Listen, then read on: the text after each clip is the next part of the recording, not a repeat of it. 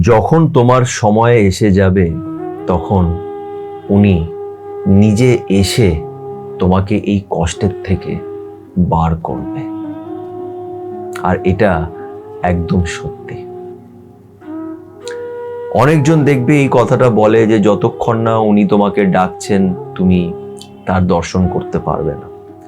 আমি এটা একটু অন্যরকম ভাবে ভাবি, ফিল করি, আর সেটাই আজকে বলবো যে যখন তোমার সময় আসবে,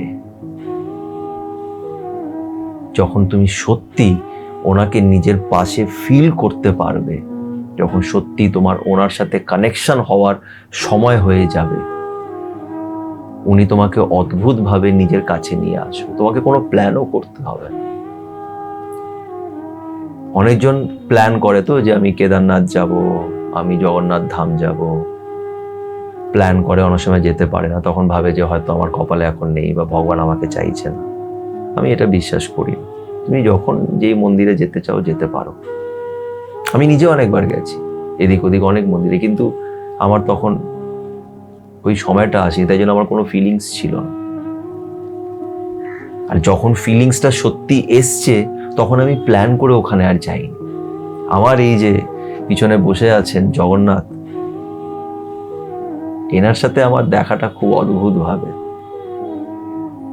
আমার কোনো প্ল্যানও ছিল না, এমন কোনো ইচ্ছেও ছিল না, কিন্তু আমি যখন জগন্নাথ মন্দিরে গেলাম, যেখানে আমার যাওয়ার কোনো প্ল্যান ছিল না, আমি পুরী গেছিলাম। আমি যেটা একটু আগে বললাম যে অনেক সময় কিছু কষ্ট তোমাকে এমন দেয়া হয় যে সেই কষ্টের থেকে উনি তোমাকে বাঁচান। তার কারণ হচ্ছে এই কষ্টটা না এলে তোমার এনার সাথে দেখা কখনোই হতো না। তা আমি তো পুরীতে গেছিলাম সমুদ্রর হাওয়া খেতে। মানসিকভাবে এতটাই ডিস্টার্ব ছিলাম, এতটাই কষ্ট হয়েছিলাম যে একটু বলে না, for a break, for a change আমি গেছিলাম পুরীতে। কি দীঘা, মন্দারমণি, এখানে আর সোজা পুরীতে যাব। সেই ছোটবেলা পুরীতে গেছিলাম ঘুরতে, তাই পুরীতে যাব, একটু সমুদ্রর হাওয়া খাবো, এই প্ল্যান করে ওখানে গেছিলাম। কিন্তু ওখানে গিয়ে যে কি হলো, কি ভাবলাম, কি স্বপ্ন দেখলাম হঠাৎ করে ট্রেনে, আমি জানি না। সেখান থেকে আমার এনার সাথে পরিচয়, এবং যখন এনার সাথে পরিচয় হয়েছে তখন আমি এটাই রিয়েলাইজ করলাম যে আমার জীবনের অনেকগুলি এরকম ঘটনা, ছোটবেলার থেকে নিয়ে অনেক কিছু এমন ঘটনা ঘটেছিল যেখানে সত্যি ইনি না থাকলে আমি ওখান থেকে বাঁচতে পারতাম না। তাই ইনি সবসময় ছিলেন, আছেন, আর শেষ অবধি ইনিই থাকবেন। ইনি মানে হচ্ছে আমি জগন্নাথ বলি, তুমি যার ইচ্ছে নাম নিতে পারো। এবং যেটা সব থেকে গুরুত্বপূর্ণ কথা, যেটা আমি এখন বলবো, সেটা হচ্ছে যে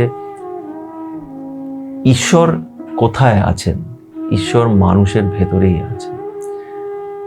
আর ঈশ্বর মানুষের রূপে তোমাকে দেখা দেয় যখন তোমার সেই সময়টা আসবে। আজকে তুমি যেই কষ্টে আছো, এই কষ্ট থেকে তোমাকে কেউ না কেউ বাঁচিয়ে নেবে, আর যে বাঁচাবে সে তার রূপ ধারণ করেই তোমার জীবনে আসবে। আর এটা আমি